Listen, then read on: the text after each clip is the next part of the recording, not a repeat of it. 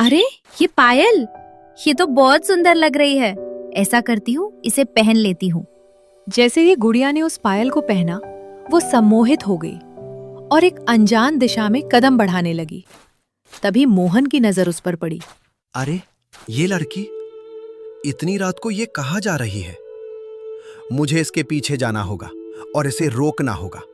मोहन उसके पीछे भागते हुए चिल्लाता है। अरे बेटी, मेरी बात सुन, उधर मत जा, उस गुफा की तरफ मत जा, वो खतरे से खाली नहीं है। मोहन उसे रोकने की बहुत कोशिश करता है, लेकिन गुड़िया जैसे किसी गहरी नींद में थी कि वो बिना कुछ सुने गुफा के पास पहुंची कि तभी उसका द्वार खुला और वो अंदर चली जाती है। हे भगवान, ये क्या? वो लड़की तो गुफा के अंदर चली गई। मुझे भी इसके पीछे जाना होगा और देखना होगा कि आखिर इस गुफा में है क्या। मोहन हिम्मत जुटाकर गुफा के अंदर कदम रखता है और वहां का नजारा देखकर उसकी आंखें फटी की फटी रह जाती हैं, क्योंकि वो गुफा सोने, चांदी, हीरे और मोतियों जैसे कीमती खजानों से भरी हुई रहती है। लेकिन अचानक उसकी नजर इस लड़की को ढूंढती है। यहाँ तो इतना सारा खजाना है, सोना, चांदी, हीरा, मोती, हर तरह की कीमती चीज यहाँ है, पर वो लड़की कहाँ चली गई? मोहन अपनी नजरें इधर उधर दौड़ाता है, जब अचानक उसे वो लड़की हवा में गायब होते दिखती है। और ये देख मोहन डर और घबराहट के मारे मोहन वहीं बेहोश होकर गिर पड़ता है। अगले दिन वो गुफा के बाहर मनोहर और रामू उसे देखते हैं। अरे ये मोहन यहाँ बेहोश क्यों पड़ा है? पता नहीं भाई मनोहर, लेकिन हमें इसे होश में लाना होगा। हाँ, मुझे लगता है ये उस शापित गुफा के पास आया था। चलो इसे उठाते हैं। दोनों मोहन के चेहरे पर पानी के छींटे मारते हैं और जैसे ही मोहन को होश आता है, वो चिल्लाने लगता है। अरे भागो, उस गुफा में भूत है, वो लड़की गायब हो गई, वो सोने चांदी की गुफा सबको निगल जाती है। अरे मोहन, शांत हो जा। तू क्या कहना चाह रहा है? हमें पूरी बात साफ साफ बता। मोहन ने आप बीती सुनाई, जिसे सुनकर पूरे गांव में सनसनी फैल गई। अच्छा, इसका मतलब उस गुफा में कोई बुरी शक्ति या चुड़ैल है जो सोने चांदी का लालच देकर इंसानों को अपनी ओर खींचती है। भाइयों, अब इस गुफा के पास कोई मत जाना। गांव में उस रहस्यमयी गुफा की चर्चा फैलने लगी। दूसरी तरफ दिवाकर की 2 बेटियां थीं। जहां नौरीन बेहद सुंदर थी, वहीं इराया थोड़ी कम सुंदर थी। और नौरीन को अपनी सुंदरता पर बहुत घमंड था और वो अक्सर इराया को ताने देती रहती थी। जब एक दिन इराया खुद को आईना में देख रही थी। तू ये क्या कर रही है? कुछ नहीं दीदी, बस देख रही हूँ कि मुझ पर कौन सा रंग अच्छा लगेगा। अच्छा, तो तू अब ये सोचेगी कि तुझ पर क्या अच्छा लगेगा? देख, मुझे तो ये सब सोचने की जरूरत ही नहीं पड़ती, क्योंकि मैं इतनी सुंदर हूँ कि मुझ पर हर रंग जचता है। हाँ दीदी, आप सच में बहुत सुंदर है। खैर, तू कितना भी अच्छा पहन ले, लगेगी तो मेरे आगे मेरी बदसूरत दासी। खैर, अब ये सब छोड़ और जाके मेरा कपड़ा धो। इराया उसे देखती रह गई, जबकि नौरीन अपने घमंड में उसे बदसूरत कहकर वहां से चली गई। पता नहीं दीदी को अपनी सुंदरता पर इतना घमंड क्यों है। माना कि मैं उनसे कम सुंदर हूँ, पर वो तो मुझे एकदम दासी की तरह समझती है। कुछ देर बाद इराया उदास होकर कपड़े धो रही थी कि तभी उसकी माँ रेखा वहां आई। क्या हुआ बेटी, तू उदास क्यों है? कुछ नहीं माँ, बस ऐसे ही। और ये क्या, तू नौरीन के कपड़े क्यों धो रही है? माँ, दीदी ने मुझसे कहा था कि मैं उनके सारे कपड़े धो दूं। ये तो गलत बात है, मैं अभी जाकर उससे बात करती हूँ। रेखा नौरीन के पास जाती है। माँ, बताइए, कोई काम था क्या आपको? नहीं बेटी, काम तो नहीं था, लेकिन एक बात बता, तू इराया को हर वक्त दासी क्यों समझती है? तू अपने कपड़े खुद भी तो धो सकती थी। ओ मेरी प्यारी माँ, इतनी सी बात। वैसे भी मैं इतनी सुंदर हूँ और वो मेरे आगे किसी दासी जैसी ही तो लगती है। और दासी राजकुमारी का काम नहीं करेगी तो कौन करेगा?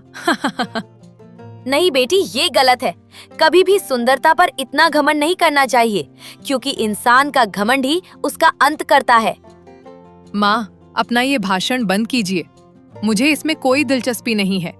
और वैसे भी कहाँ मैं और कहाँ वो, हम दोनों में जमीन आसमान का फर्क है। नौरीन पैर पटकती हुई वहां से चली गई और रेखा उसे देखती रह गई। और फिर उस रात जब दोनों बहनें कमरे में सो रही थीं, तभी अचानक इराया की आंख खुल गई और उसे पायल की आवाज सुनाई दी। अरे, ये पायल की छमछम की आवाज कहाँ से आ रही है? लगता है आंगन में कोई है। मुझे जाकर देखना चाहिए। शायद किसी को मदद की जरूरत हो। इराया कमरे से बाहर निकली, पर उसे कोई दिखाई नहीं दिया। तभी फिर से उसे वही छम छम की आवाज सुनाई दी और फिर वो बेसुध होकर आवाज की ओर बढ़ने लगी। जब उसे रास्ते में वही चमकती हुई पायल मिली। ये पायल कितनी सुंदर है। मैं इसे उठा लेती हूँ। जैसे ही इराया ने वो पायल पहनी, वो सुध बुध खो बैठी और सीधे उसी गुफा की तरफ चल दी। और गुफा के द्वार अपने आप खुल गया और वो अंदर दाखिल हो गई। तभी अंदर से एक भारी आवाज गूंजी। इराया, अंदर आओ। मैं सदियों से तुम्हारा ही इंतजार कर रहा था। इधर आओ, मेरे सिंहासन के पास आओ। इराया ने अपनी खोई हुई आंखों से गुफा में भरे सोने चांदी और हीरे मोती के ढेर देखे, जबकि दूसरी तरफ 3 दिन गुजर गए, पर इराया का कहीं अता पता नहीं चला। पता नहीं मेरी इराया कहाँ चली गई। माँ, मुझे तो लगता है आपकी वो सीधी सादी बेटी किसी के साथ भाग गई है। अब वो वापस नहीं आने वाली। नौरीन अपनी माँ को परेशान देखकर सोचती है। अच्छा हुआ, अब तो 3 दिन गुजर चुके हैं। इस इराया नाम का कांटा मेरे रास्ते से हटी। वैसे भी मेरे आगे उसकी हैसियत ही क्या थी। माँ हमेशा उसकी तरफदारी करती रहती थी। अच्छा ही हुआ जो वो हमेशा के लिए चली गई। नौरीन इन 3 दिनों में बहुत खुश थी, लेकिन तभी अचानक इराया रोते हुए बदहवास हालत में घर लौट आती है। बेटी, तू कहाँ चली गई थी? हम सब बहुत परेशान थे। क्यों आई है वापस? बता, कहाँ गई थी तू? क्या तेरा प्रेमी तुझे छोड़कर भाग गया? इराया फूट फूट कर रो रही थी। वो कुछ कहना चाह रही थी, लेकिन डर के मारे उसके शब्द नहीं निकल पा रहे थे। न माँ और ना ही नौरीन उसके इस डर को समझ पा रही थी। माँ, मुझे लगता है ये पागल हो गई है। इसके प्रेमी ने इसे धोखा दे दिया है। आप मेरे साथ चलिए, कुछ देर में ये खुद ठीक हो जाएगी।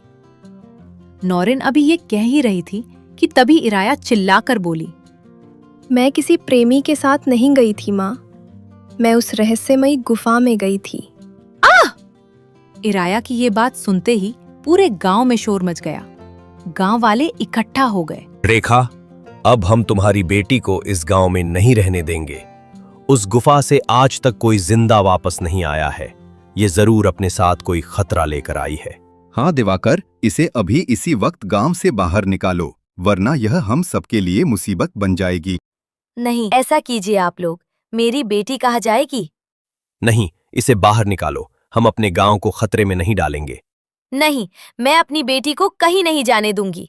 मैं इसे घर से बाहर नहीं निकालूंगी। अगर तुमने इसे नहीं निकाला तो हम तुम दोनों को पत्थर मारेंगे और गांव से बेदखल कर देंगे। तुम चाहे पत्थर मारो या हमें जान से मार दो, लेकिन मैं अपनी मासूम बेटी के साथ कुछ गलत नहीं होने दूंगी। रेखा ने जैसे ही ये कहा, गुस्से से भरे गांव वालों ने रेखा और इराया पर पत्थर बरसाना शुरू कर दिया। आह, रुक जाओ, मत मारो हमें।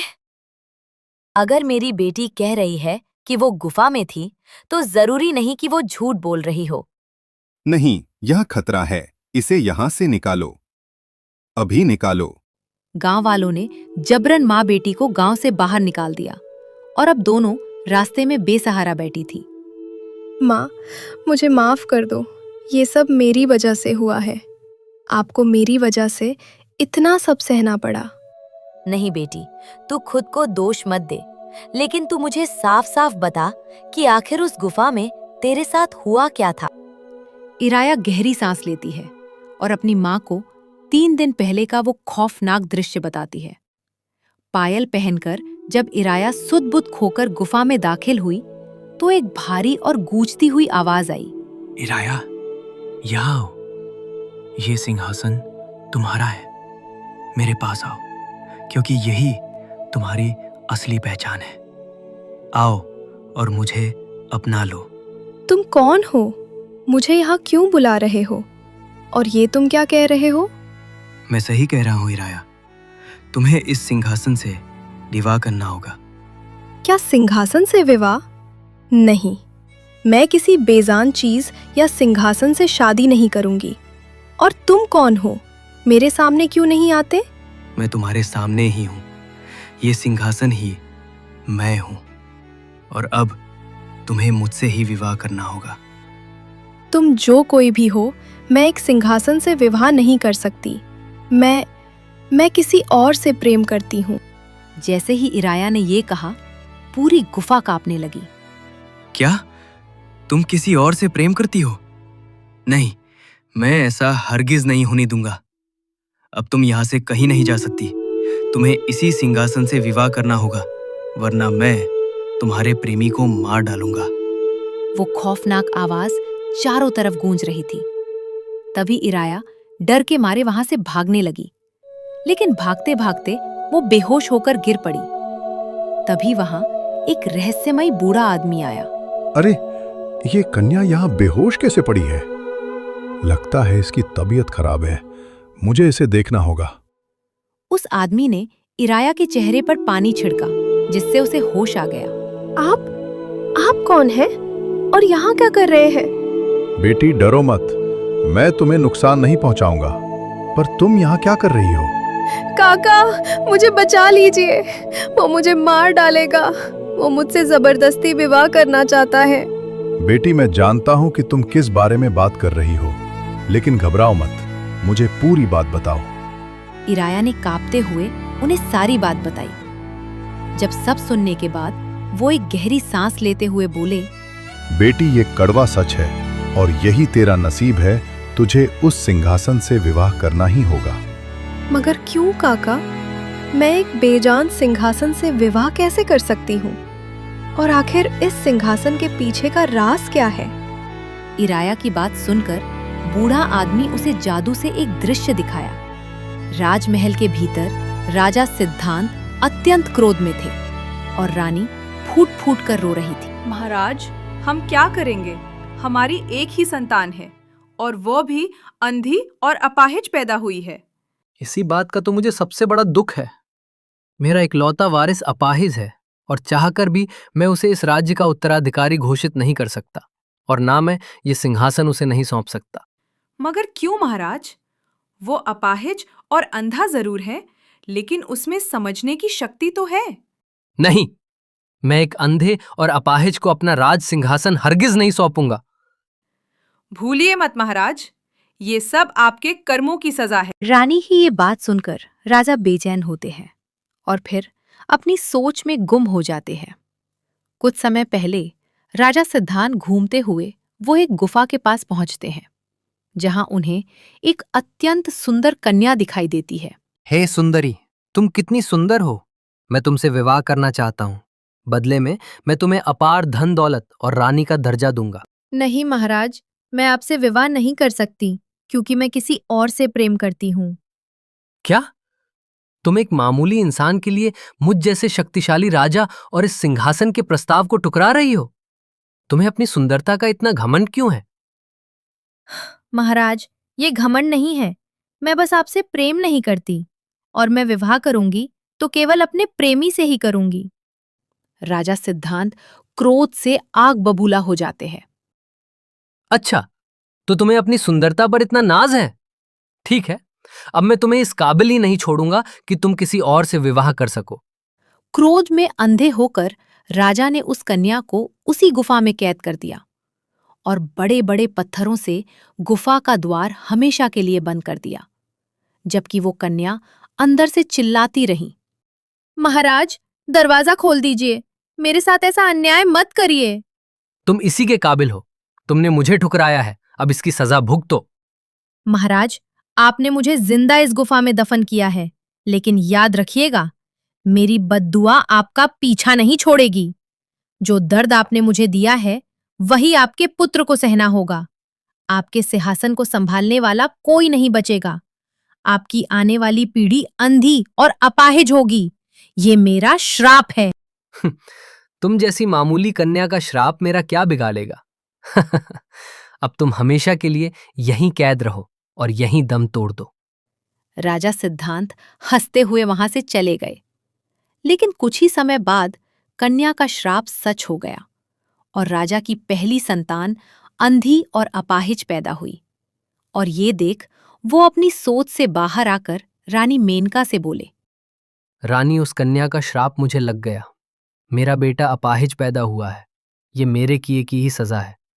लेकिन मैं फिर भी इस अपाहिज को अपना उत्तराधिकारी नहीं मानूंगा।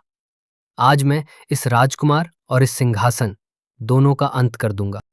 क्रोध में पागल राजा ने उस अंधी संतान को उसी सिंहासन पर तांत्रिक की मदद से गायब कर दिया, जबकि राजकुमार की आत्मा उस शाप के कारण उसी सिंहासन में कैद हो गई और वो पूरा महल सोने चांदी की एक रहस्यमयी गुफा में बदल गया। इसका मतलब राजकुमार के पिता ने ही उन्हें मारकर इस सिंहासन में कैद कर दिया। वो सिंहासन असल में एक शापित राजकुमार है। हाँ बेटी, वह आवाज तुम्हें बार बार इसीलिए बुला रही थी ताकि तुम उस शाप को तोड़ सको। तो काका, क्या उन्हें आजाद करने का कोई तरीका है? एक तरीका है बेटी। जो भी कन्या उस सिंहासन से विवाह करके उस पर बैठेगी, वो उस राजकुमार की पत्नी और उस राज्य की रानी बन जाएगी और इससे राजकुमार आजाद भी हो जाएंगे।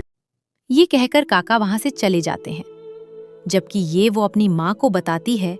इस बात से अनजान की दूर नौरिन उनकी बात सुन लेती है। अच्छा, तो इसका मतलब जो सिंहासन से विवाह करेगी वो इस विशाल राज्य की रानी बन जाएगी? नहीं नहीं, इससे पहले कि ये बदसूरत इराया वहां जाए, मुझे खुद जाकर उस राज्य की रानी बनना होगा। तभी ये सोचकर नौरिन तुरंत इराया के पास पहुंची। दीदी, आप यहाँ? वैसे मुझे समझ आ गया है कि मेरे साथ वो सब क्यों हुआ और उस सिंहासन का राज। चुप कर, अब तू वहां नहीं जाएगी, बल्कि मैं जाऊंगी। वैसे भी तुझमें ऐसा क्या है जो कोई तुझे रानी बनाएगा? मैं सुंदर हूं, मैं बनूंगी उस राज्य की रानी। नहीं दीदी, आप मत जाइए, वहां खतरा है। जैसा आप समझ रही है वैसा कुछ नहीं है। मुझे पता है तू मुझे क्यों रोक रही है, क्योंकि तू खुद रानी बनना चाहती है। अगर तू मुझसे थोड़ा भी प्यार करती है तो मुझे जाने देगी, और अगर तूने मुझे रोका तो मैं अपनी जान दे दूंगी। नहीं दीदी, ऐसा मत कहिए। फिर नौरिन खूब सज धज कर उस गुफा में पहुंच जाती है। आ गई मैं। अब मैं इस सिंहासन पर बैठूंगी और इस राज्य की इकलौती रानी बनूंगी। जैसे ही नौरिन उस शापित सिंहासन पर बैठी, उसका शरीर धीरे धीरे पत्थर का होने लगा और वो सोने की एक बेजान मूरत में बदल गई। और 2 दिन बीत गए, लेकिन नौरिन वापस नहीं आई। जब परेशान इराया वहां गई, दीदी, अभी तक वापस नहीं, मुझे पता करना होगा। वो जैसे ही गुफा में गई, वैसे ही आवाज आई। तुम फिर आ गई, लेकिन इस बार तुम्हें कुछ और ही देखना होगा। आप क्या कह रहे हैं? मेरी दीदी कहाँ है? उन्हें छोड़ दीजिए, उन्होंने कुछ नहीं किया। जो भी यहाँ आता है वो खुद अपनी मर्जी से आता है। यहाँ आने वाले लालच में आता है, और सिर्फ तुम ही थी जो बिना किसी लालच के यहाँ आई थी। मैं कुछ नहीं जानती, बस आप मेरी दीदी को छोड़ दीजिए। इराया, अब तुम्हारे सामने 2 रास्ते हैं। या तो तुम खुद इस सिंहासन से विवाह करके इस राज्य की रानी बन जाओ और अमर हो जाओ, या फिर अपनी जान की आहुति देकर अपनी बहन को इस सोने के बंधन से आजाद कर दो। अब चुनाव तुम्हारा है। इराया ने ये सुनते ही सामने देखा, जहां उसकी बहन सोने की एक बेजान मूरत बन चुकी थी और उसकी आंखों में आंसू बह रहे थे। मेरे लिए मेरी दीदी की जान से बढ़कर इस दुनिया का कोई राज पाठ या खजाना नहीं है। मैं अपनी बहन को बचाने के लिए अपनी जान कुर्बान करने को तैयार हूँ। जैसे ही इराया ने अपनी जान की आहुति दी, गुफा में एक तेज रोशनी हुई और श्राप टूट गया। राजकुमार उस पत्थर के सिंहासन से आजाद हो गए और नौरिन भी सोने की मूरत से फिर से इंसान बन गई। इराया, मेरी छोटी बहन, मुझे माफ कर दे। मैंने हमेशा तुझे खुद से कम समझा, तेरी बेइज्जती की और तुझे दासी माना। लेकिन आज तूने मुझे बचाने के लिए अपना सब कुछ न्योछावर कर दिया। मुझे माफ कर दे मेरी प्यारी बहन। दीदी, आप माफी मत मांगिए। मैं आपसे बहुत प्रेम करती हूँ। अब आप दुखी मत होना। राजकुमार आजाद हो चुके हैं। अब आप उनसे विवाह करके इस राज्य की रानी बनिए और खुशी खुशी रहिए।